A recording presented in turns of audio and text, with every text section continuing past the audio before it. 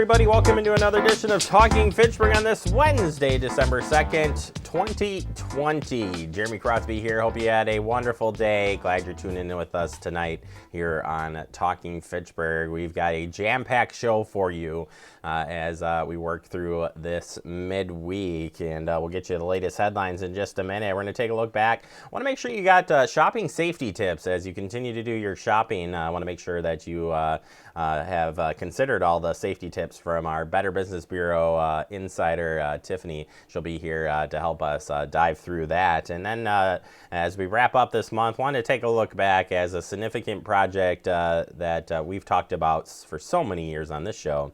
Is the Verona Road construction project. We'll take a look back at that as I interviewed Steve Tyson from DOT, Wisconsin DOT. He broke down, kind of talked about some of the memories there, and we'll bring that interview back for you today as well. So a lot to get to here on the show, and very excited to share that with you. Let's turn to the headlines, and we talked about this on our update this morning, but I want to make sure to get it in.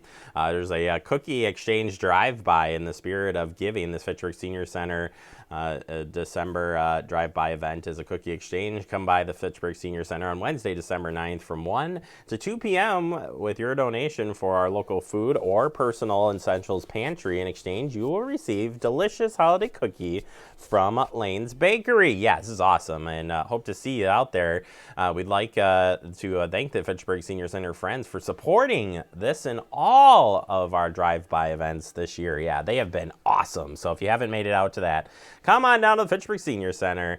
And of course, the staff there are always looking forward to seeing everybody down there. So we hope you'll stop on by and pay a visit. Also want to talk about Energy Assistant Program.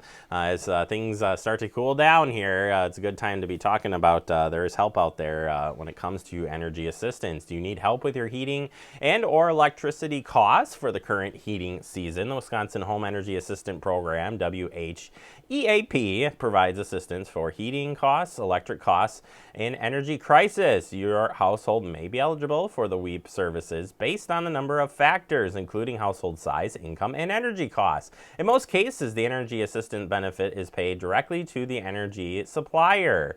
For a one-person household, the monthly income limit is $2,490.08. For a two-person household, the monthly income limit is $3,256.33. For more information or to apply for the Energy Assistance Program, you can contact Energy Services Incorp. at 608-267-8601 for more information, and they can help you out there. And if you got any questions too, you can check in with the Fitchburg Senior Center social workers. They'll be happy to help you as well. All right, wanted to bring you some of the data for those of you who hunt. And from the 9-day gun deer season is over. And how did it go for you? Well, these are pretty cool stats. As of midnight, Sunday, November 29th, sales of gun, bow, crossbow sports and patron licenses reached 820,299. Of that total, 569,203 were gun privileges, including gun patron and sports licenses. The year-to-date sales for all deer licenses were up 3.5% from the same time last year. Also, this is an awesome stat. Female hunters remain the largest growing demographic in 2020, with the number of female hunters reaching nearly 92,312. That's up 12% from last year. Hunters registered 188,712 deer during the 9-day gun deer hunt, including 85,340 antlered and 103,372 antlerless deer. Since archery season opened in September 12th, hunters registered 305,171 deer statewide, showing the growing impact of early seasons on the cumulative harvest.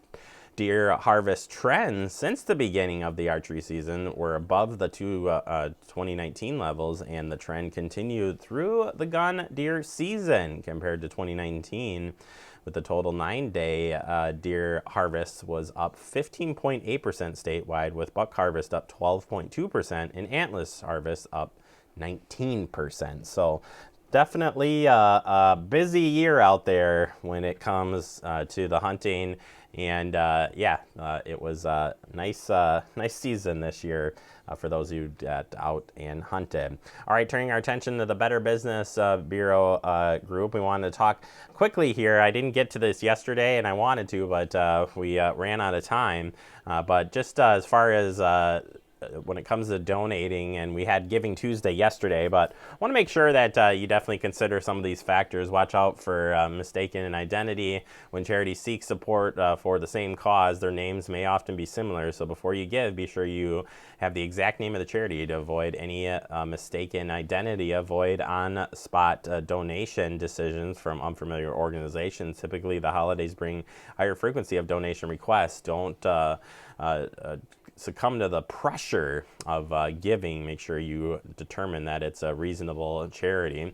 Be wary of overly emotional appeals. If the appeal brings tears to your eyes, make sure that it's clear about the charity intends to do with and address the issues. Always research and verify the charity, and be cautious about charities that you don't disclose. Although charity participants in the BBB reporting is voluntary, charities that do not disclose any of their requested information is critical. It can be a red flag for donors. So definitely you want to check that out before you do give. And there are certainly more tips on the website of BBB. Finally, you do want to talk about scams looking for season's hottest toys. They want you to make sure you be aware of scams. I think of that PlayStation 5. Everybody wants that. And there's going to be some scams around that one with people reselling it. So be careful on that. But how does this scam work? So if you're looking for these toys, but they're sold out at every store you visit, so you decide to take a look online. A quick search takes you to a page that miraculously has the toy in stock. The site may look professional or have the original image of the product, even may have the product discounted prices, claiming last minute deal or flash sale. Unfortunately, many such offers are fake. And in many cases reported to BBB, scam tracker buyers thought they were ordering a high quality atomic toy. Instead, they received a cheap counterfeit version. And when dissatisfied customers tried to follow up with the company, guess what? They refused or weren't even there. For example, one shopper told BBB that she thought she ordered a high-quality anatomic puppy. It was supposed to move and act like a real dog. I wanted to get it for one of the great-granddaughters. When I received the dog in the mail, it was a small stuffed animal that couldn't get out of the machine at an arcade.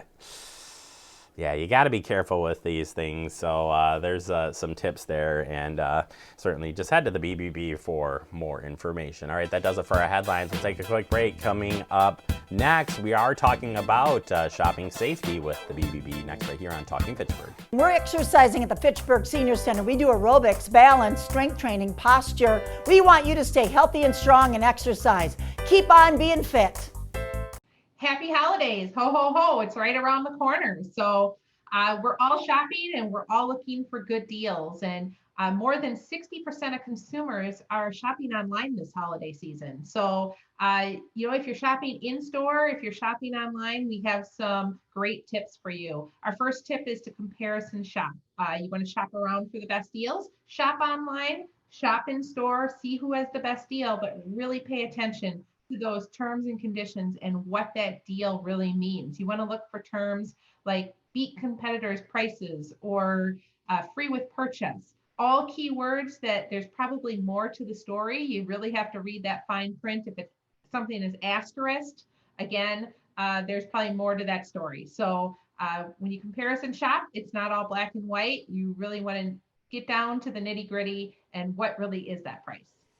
Yeah, I bet you you've got on here check ad terms and conditions could not be more important this year, especially if you're shipping stuff. I suspect that you want to make sure you get it in time, because if you think of it's going to be probably, if it's at 62%, I would expect that to even be higher given the climate, and especially in areas where COVID's hitting really hard. So checking those terms and conditions are going to be extra important this year. Extremely. And you want to factor in shipping too when you're comparing and contrasting prices as well. Can you get it online for cheaper? But are you going to have to pay for shipping? That's really important as well. Again, there's delivery scams too that we can talk about. So if you're buying from an unfamiliar retailer, are you going to get the item? The retailer does need to leave at least 30 days to ship. All purchases made online have to be shipped within 30 days or less. So if you don't have 30 days and it doesn't tell you how long it's going to take to arrive, it may be a red flag that you should purchase that in store. Yeah, absolutely. And asking and making sure on the return and exchange policy has got to be top notch this year, especially if you are getting it via shipped to your house and not going into the store. You want to pay attention to that. Can you return it in store, or do you have to send it back? If you send it back, who's responsible for the shipping to send it back?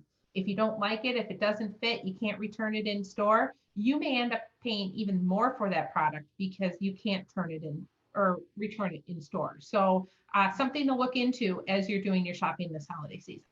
Yeah, I just bought my first pair of shoes online, which I know is going to make me look really old, but I was always afraid about the returning piece to it, but something we checked into before making that purchase. Because like, if I don't like them and I don't want to wear them, then I'm going to want to get them back, but not at the cost out of my pocket.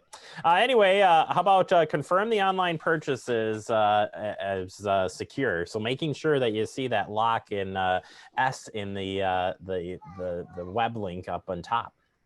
Yes, that's extremely important when you're shopping an unfamiliar website, especially the unfamiliar websites. If it doesn't have an HTTPS or a padlock in the corner, it could be a red flag. When you're shopping a familiar website like Target.com or an e-commerce website that's a large big box retailer, you want to make sure that you have the correct website, because scammers mimic real websites and they might change an E to a 3 in the website address. They may try to trick you and you may be ordering from a fake website.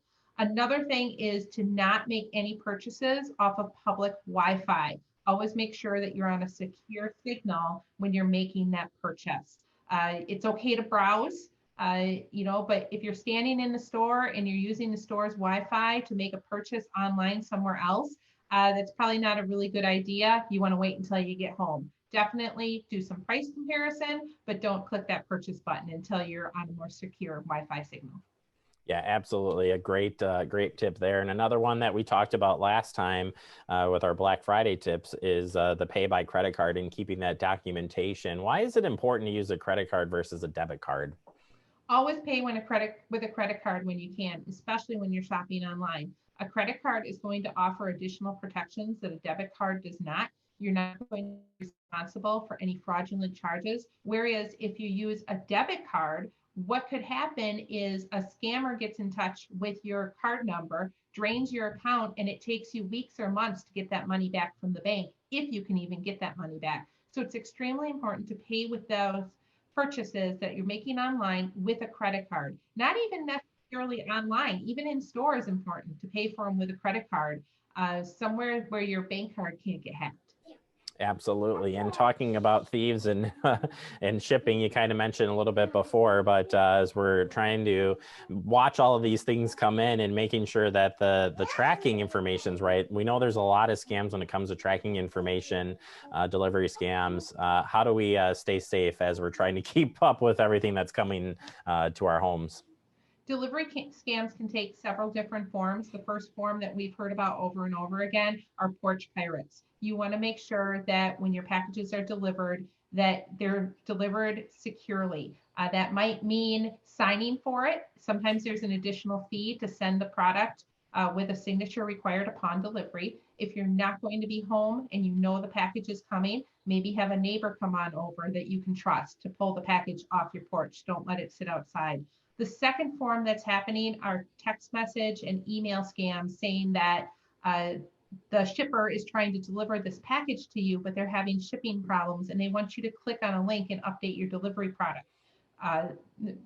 your delivery preferences. That is ripe for a scam right there. You should be tracking your packages, know what you ordered, know what's already arrived. Track it, make sure you know when it's coming, because chances are if you get a text message or an email saying that there's shipping problems, it is a scam.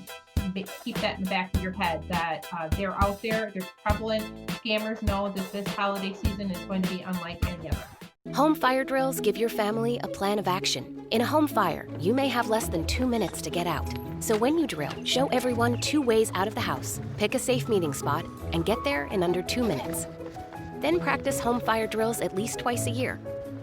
You can even make them fun, so everyone knows the sound and exactly what to do when they hear a smoke alarm. Go to ready.gov/fire drill and learn how to prepare your family for home fires. Yes, well, thank you, Jeremy, for the opportunity. So the Verona Road project, or the study, began in the early 2000s. There were some identified needs, safety and mobility and connectivity with this area in Dane County, primarily with the neighborhoods on both sides of Verona Road. The crash rate on Verona Road and the Beltline interchange was much higher than elsewhere in the state. And we wanted to address that. And so through our study process, looking at how we can improve those areas, the deteriorating pavement along Verona Road, as well as just the delays that you saw at the Raymond Road, the Williamsburg Way, and Highway PD intersections as well.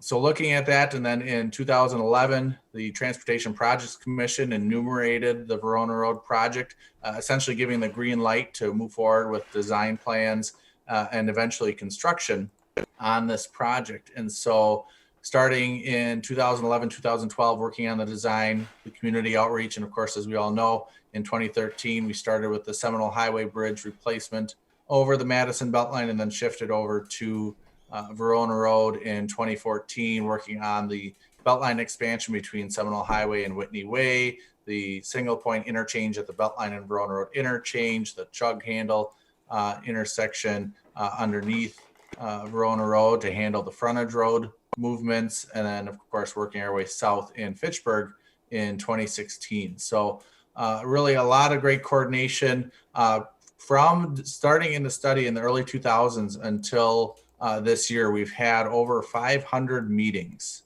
with the local community, whether it's stakeholder groups or businesses, neighborhood associations, just general public.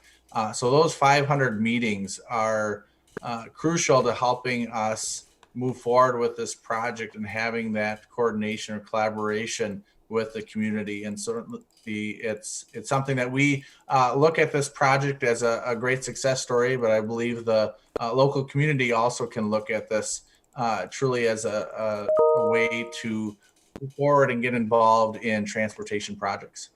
Yeah, it's amazing to me the process that goes into it. It's years before you ever touch a shovel to the dirt and get going, and the public involvement in that is so important in government, no matter if it's federal, state, or local. You know, getting involved can make big changes, and public input as the project was going on also was a crucial part of this. So were there changes made along the way, Steve, that because of feedback coming back in, because of you guys continuing to look at this and improve it? Yes, there was. And so during the study, again, as you mentioned, it's something that we started way long ago. And with that, there were changes after the environmental document on making adjustments to improve intersection configurations at Williamsburg Way and Highway PD, looking at alternatives to make those changes. The construction staging, once we worked through the design plans, the construction staging changes after hearing from the business community and the neighborhoods in terms of access to those areas, and making sure that we always maintained access. On Verona Road itself, we had 2 lanes open each way at all times. Certainly there were some nighttime lane closures, but that was crucial in building this project. In the Fitchburg area, for example, we built those interchange ramps on the outside of Verona Road as we worked on the core to maintain that access and making sure that people had a way to get to their destination.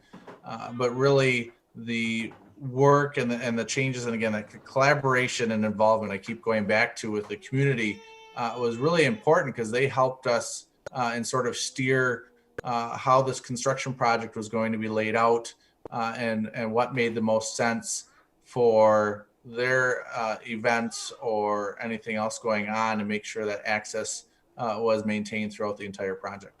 Absolutely, and I know we talked. I've asked you a couple of times about the public involvement, but I think for me that was something that stands out in this project: the collaboration the citizens coming in each and every time. You saw some of the same citizens come in and check and verify, make sure you're doing things right, make sure it's going along right. But the collaboration in construction can be tough on everybody. It's tough on the businesses. It's tough on people passing through and whatnot. But I think for your sake, the public involvement was an awesome thing. Steve, let's talk about your favorite part of the project, your memory. And I know I asked you this question last time, so we'll see if you stick to the same answer or not. But what is your favorite moment looking back? Favorite moment looking back would probably be the Williamsburg Way construction. Something that we built in a matter of 3 months, and we used all that material, and when the excavation going down 25 feet and shifting all that material to Highway PD intersection area to build that up to carry Verona Road traffic over McKee Road. But just seeing that and that transformation through that area, we had that time-lapse camera set up over the course of those 3 months, and just seeing how much that has changed. And looking back at pictures that we've done internally and shared, of course, externally, just at what that area looked like in 2014, 2015, and now what it looks like today here in 2020 is just remarkable.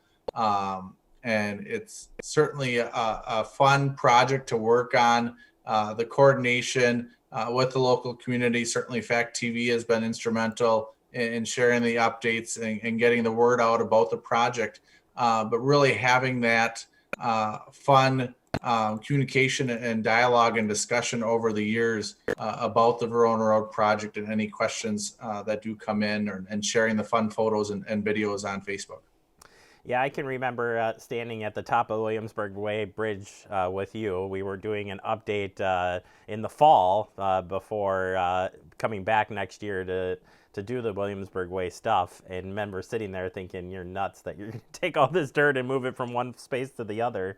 And I'm with you. I think that was one of the most interesting parts of the project. It was that dirt movement from one area to the other area.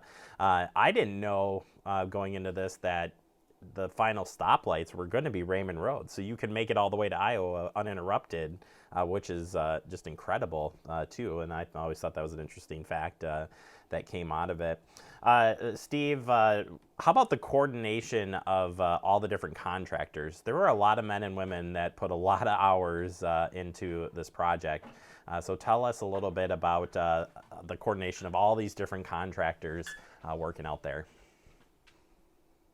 Yeah, over the course of the 7 years, we had more than 3,400 construction workers, and those men and women working night and day on the Verona Road project. So we had multiple contractors, multiple prime contractors over the years, and of course, dozens of subcontractors. And the classic line of "it truly takes a village" applies to this construction project, and all of the great coordination and partnerships over the years to build a quality project and something that everyone can get behind. And so starting in 2013 at the Seminole Highway Bridge, working on Verona Road, certainly people, when they were out there, the multiple pieces of equipment and cranes and sort of an anthill, if you will, approach to building these different areas, and hundreds and now thousands that we know working on the project over the past 7 years. We had 410,000 square yards of concrete over the past 6-7 years, 780,000 tons of aggregate sort of for the roadbed, the base course, building 12 different bridges in Madison and Fitchburg. And really a remarkable number is 51 lane miles that we reconstructed, whether that was the Madison Beltline, Verona Road, or the local roadways, and reconstructing that to really transform this section of Dane County and bring it up to meet all of the needs for years to come. Yeah, that's it's incredible numbers, and again, thanks to the construction workers that were out there, the different contractors. I mean, it turned out wonderful for what it's worth. It is just an incredible piece. Safety always a factor, certainly in DOT's world and everybody's world. Definitely a safe project as well as we went through this. Yes, indeed. That safety is a top priority at the department, and that's something that we carried into this construction project, not only during construction, but of course the finished product, making sure that different access points are safer, the wider shoulders in case there is an emergency situation and a motorist needs to pull over and change a flat tire or anything else. And certainly that was carried out through the design process, and those men and women working on the design plans and different firms, as well as the construction crews building those plans. So really, I'm sort of the one communicating and talking about the project all the time, but there are dozens and hundreds and thousands of people behind that are certainly working day and night again on this project to deliver a quality project. And I certainly can't do it without them. So appreciation and kudos go out to those men and women as well. Yeah, absolutely. Steve, as we start to wrap up here on final thoughts of the project, I think one thing I want to make sure to leave people with, and it's something I saw you on the final update that you put out, was how to stay connected with DOT.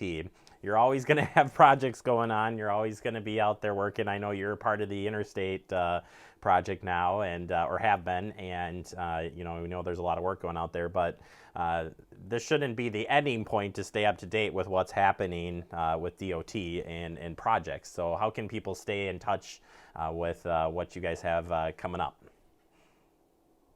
Yes, the best source of information is the DOT website, wisconsindot.gov.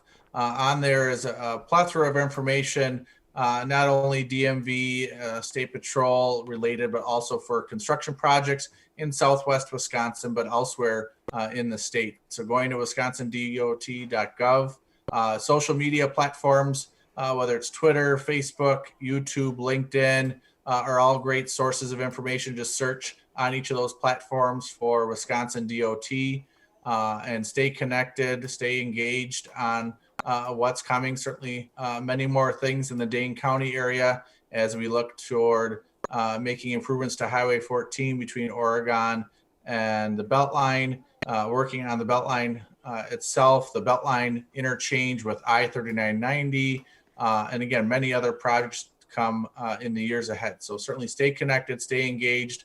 We appreciate that same coordination on the Verona Road project, and hopefully the community can carry that forward and stay connected on these future projects.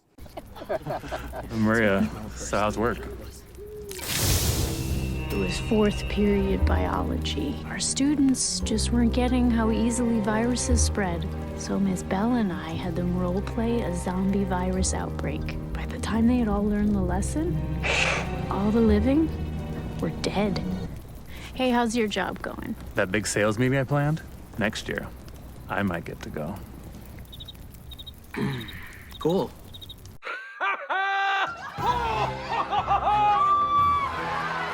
Give your town a reason to celebrate, because every Goodwill item you bring home brings job training and more to your community. Goodwill, bring good home. Welcome back into Talking Fitchburg. Wrapping up the show for today. I want to thank our guests Tiffany and Steve Tyson. Always fun to look back on the Verona Road project with Steve, and certainly we are going to miss him. But there'll be other projects down the road. We'll check back in with him when the time comes. As we wrap up, want to remind you of this. Yeah, stay connected with Fact TV. It's easy, fun, fast, free. And of course, we're everywhere, so you can be able to watch Fact TV. Have a great day, everybody. See you back here tomorrow.